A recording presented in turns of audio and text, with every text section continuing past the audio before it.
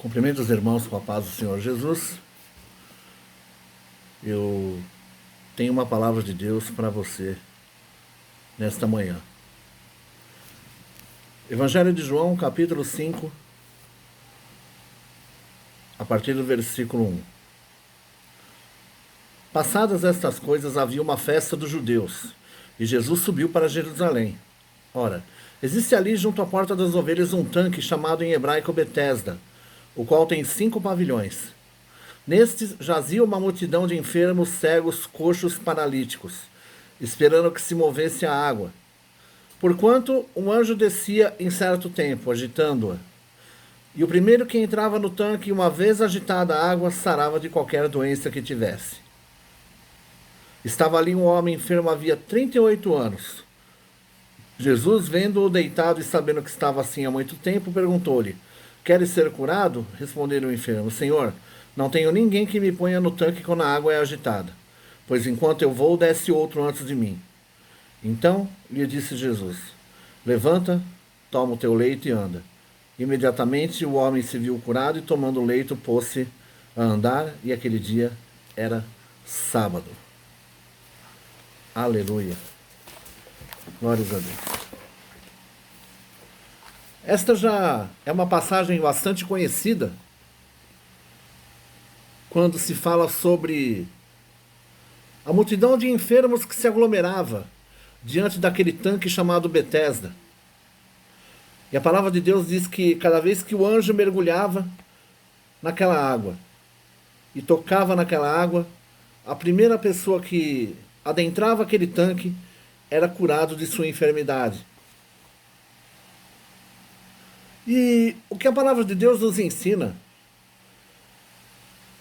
é que naquela época existiam 2 grupos característicos, 2 conjuntos de grupos característicos que estavam ali na beira do tanque.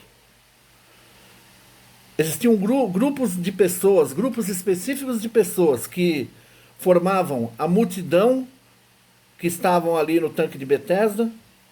E em segundo lugar, o grupo de pessoas que se caracterizava como o povo que seguia Jesus. O tema dessa mensagem é: abra-se para as revelações de Deus, para quebrar as barreiras do comodismo. No primeiro caso, grupos específicos de pessoas que faziam parte da multidão do tanque de Betesda eram pessoas que, para eles, o objeto da maior importância naquele momento era o tanque. A maior importância que tinha naquele momento era entrar dentro do tanque para que a pessoa fosse curada. Mas, na verdade, a pessoa se concentrava única e exclusivamente no tanque, e não quem operava espiritualmente para que o tanque pudesse se constituir como um objeto de cura. E o tanque ali simbolizava todo um formalismo religioso. E o que significa esse formalismo religioso? É um respeito exagerado com rituais, com normas, com regras, com modelos. Porque todos esperavam ali que um dia acontecesse algo que pudesse tirar a pessoa daquela situação, que pudesse fazer com que a pessoa alcançasse o milagre. Então o foco ali era o tanque. E da forma como as coisas aconteciam. Quais os rituais ali que faziam parte daquele momento para a pessoa alcançar o seu milagre.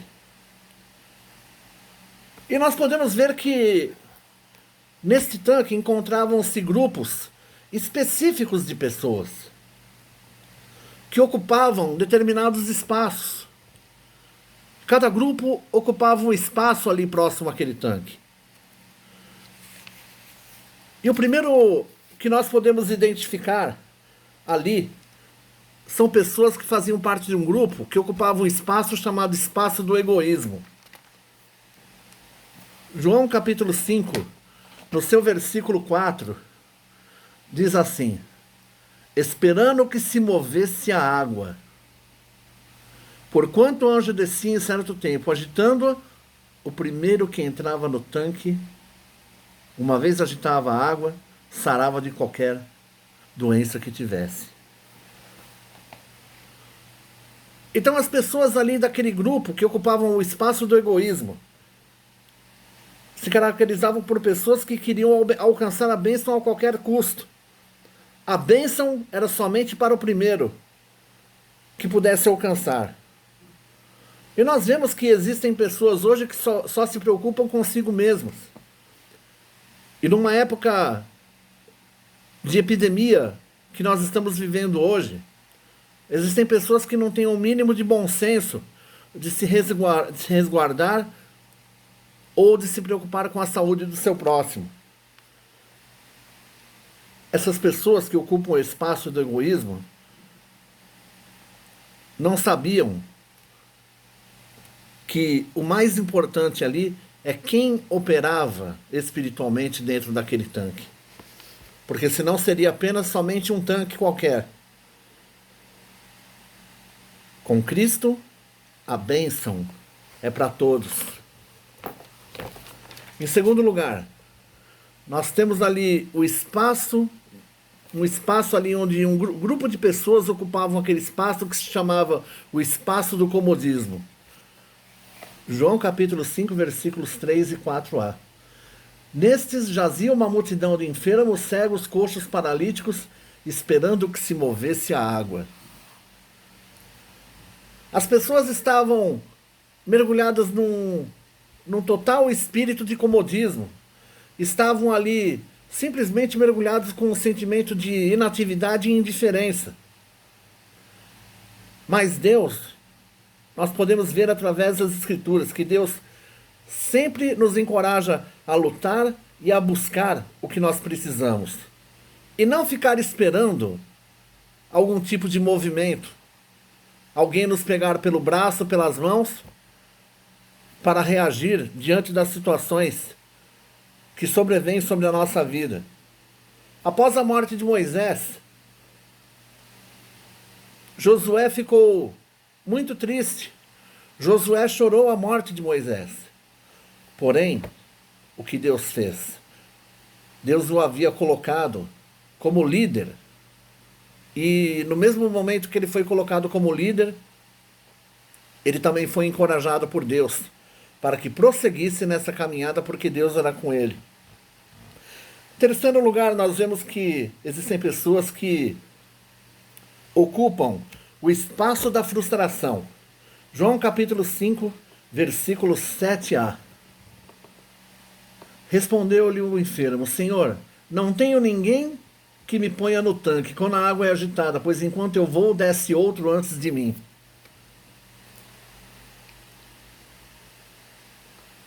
Aquele homem sofria de paralisia há 38 anos.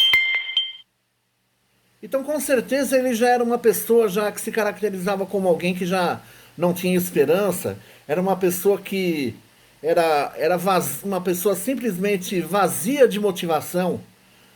E simplesmente ele não conseguia reagir diante da situação. E muitas vezes nós nos encontramos assim. E observe que muitas pessoas mudaram o comportamento nesse momento que nós estamos passando por essa epidemia do coronavírus. Muitas pessoas simplesmente se sentiram paralisadas. As pessoas foram totalmente tomadas de pavor, estão vivenciando uma frustração muito grande e as pessoas simplesmente estão ali se sentindo paralisadas sem poder reagir a essa situação. Porque eu quero dizer para você que mesmo dentro de casa e com todas essas coisas que estão acontecendo, você tem que continuar. É vida que segue. Você tem que continuar, dar continuidade às coisas da sua vida, aos seus projetos, às coisas que você tem. Então, o que Deus quer fazer hoje é que você não fique sentado esperando a morte chegar. Deus não quer que você fique totalmente absorvido e mergulhado no medo, com medo de morrer por causa de uma epidemia. Porque Deus quer que você confie totalmente nele. E não basta somente entregar a sua vida para Cristo. O importante também é você não só entregar a vida para Cristo, mas ter a presença do Espírito Santo dentro da sua vida para que realmente haja diferença. E para que você possa se tranquilizar, não sofrer crises de ansiedade nessa situação que nós estamos vivendo, e saber que até aqui o Senhor nos ajudou e vai continuar nos ajudando. E Deus está preocupado com a tua vida e vai continuar te dando suporte e dando apoio em tudo aquilo que você necessitar. O outro espaço é ocupado por pessoas, que é o espaço da cegueira espiritual. João capítulo 5, versículos 6 e 7. Jesus, vendo-o deitado e sabendo que estava assim há muito tempo, perguntou-lhe: queres ser curado? Respondeu-lhe o enfermo: Senhor, não tenho ninguém que me ponha no tanque quando a água é agitada, pois, enquanto eu vou, desce outro antes de mim. A mesma passagem que diz respeito ao sentimento de frustração e à questão de estar paralisado espiritualmente e emocionalmente diante de uma situação desta de enfermidade, nessas mesmas passagens mostra também um grupo de pessoas que estão cegas espiritualmente. Senhor, eu não tenho ninguém que me ponha no tanque. Ele não conseguia enxergar com quem ele estava falando. E muitas vezes as nossas palavras para Deus são simplesmente vazias. Às vezes nós oramos de qualquer maneira, às vezes as orações não chegam até Deus, porque são orações assim, como palavras jogadas ao vento. Mas o que Deus quer é abrir os teus olhos para que você consiga enxergar com quem que você está falando e para quem as suas orações estão sendo dirigidas. Aleluia. A pergunta de Jesus era simples e objetiva. Mas aquele paralítico, ele estava preso ao ritualismo do tanque.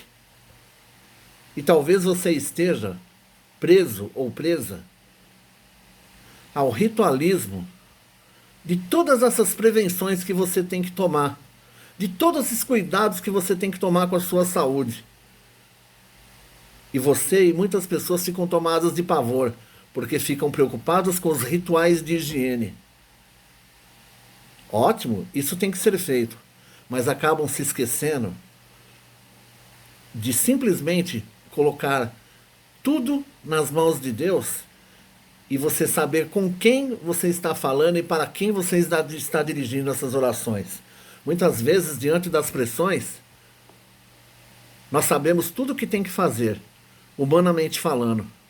Mas a nossa vida espiritual nós esquecemos de Deus. Parece que a nossa memória é curta e nós esquecemos de tudo aquilo que Deus nos fez e dos milagres que Deus realizou na nossa vida. Mas em segundo lugar, é justamente isso. Tem o povo que seguia Jesus. E o povo que seguia Jesus reconhece que é dependente de Deus. Reconhece que é dependente de Jesus. Deus, ele opera milagres e maravilhas na minha e na sua vida. Deus atende as orações. E age em favor dos homens. Sabe por quê? Porque Deus, ele revela o seu propósito em cada feito. Se abra para as revelações de Deus na sua vida, nesse momento que você está aí, no isolamento social. O propósito de Deus é te revelar o caminho, é mostrar o que você tem feito e como você tem se conduzido. E Deus vai te mostrar o caminho de como você tem que se consertar. E muitas vezes isso é difícil porque nós nos colocamos muito para fora de nós, no nosso dia a dia. É trabalho, é emprego, é é família. Então nós lidamos com as coisas e com as questões da vida, com aquilo que está fora de nós. Mas nós só verdadeiramente entramos para dentro de nós na medida em que nós tiramos o pé do acelerador. Então, por um lado, esta epidemia favoreceu isso. Tiramos o pé do acelerador. Aí nós estamos aqui nas nossas casas e nós temos em totais condições de nos voltarmos para dentro de nós para refletir. Examine a si mesmo. Faça um exame na sua consciência. Examine a sua vida. Repense seus valores, a sua forma de se conduzir. Repense o seu relacionamento com Deus. Amém? Qual espaço você quer ocupar no seu relacionamento com Deus e no relacionamento com as pessoas? Nós temos que ser diferentes das pessoas que ocupavam os espaços do tanque de Betesda. Nós temos que buscar o nosso crescimento espiritual. Deus quer o que de nós? Que nós possamos nos manter na presença dele para transbordar isso na vida das pessoas. Deus quer te usar para que você reflita a glória dele na vida das pessoas. Por isso que Deus te fala, se você se prostrou aí diante do medo e você se prendeu a rituais, muito mais preocupado com rituais de higiene do que entregar as suas mãos na vida de Deus, você ainda está na multidão do tanque de Betesda. Então, pule para o outro lado. Faça parte do povo, o povo que seguia e segue Jesus. Amém? O socorro ele vem de várias formas. Pregação da palavra, pessoas, situações, pensamentos, mas principalmente com a ação do Espírito Santo sobre a sua vida. Amém? Fique com essa palavra. Fiquem na paz do Senhor Jesus. Deus abençoe e até a próxima, se Deus assim o permitir.